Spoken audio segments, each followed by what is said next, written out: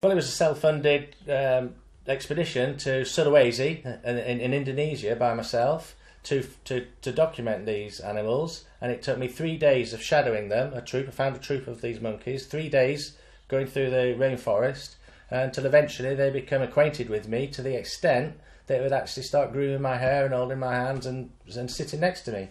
I still wanted that close-up shot that they weren't allowing me to have, but having seen the way they thought the camera was a toy and started pressing the buttons and firing the shutter, becoming all excited by it, I thought that if I put my camera set up on a tripod with all the settings in order, that all I needed to do was move away, they move in, start looking at their face in the reflection, start pressing the trigger. And that's exactly what happened. Wikipedia got a takedown notice from myself when this first started happening in 2012, which they complied with. But then one editor in particular thought, no, he's right, he knows the law, and he put it back up.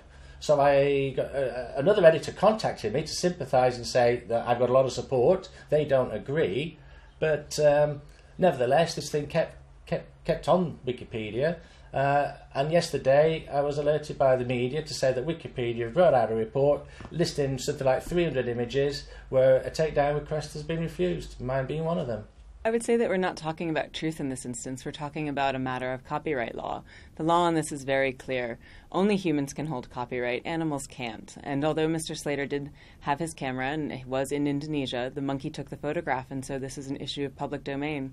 The reason that this is an issue today is that we released our annual transparency report yesterday. And what we talked about in that transparency report is our defense of freedom of expression and our defense of content and copyright. And so if we had received a legitimate copyright request, we would have been happy to take this down. We carefully considered both sides of the issue. And the law is very clear that as long as the monkey took the photograph, there is no author for this image. It is a public domain image.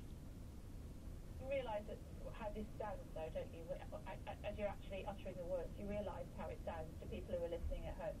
What we're saying is that this is an image that everybody in the world is free to use. When the photographer first raised the issue of the image and told this story to the media a couple of years ago, he talked about how exciting it was that so many people would be able to access such a fantastic image. I mean, people are still able to do that. People will still be able to have joy from seeing this image. It's a sensational image.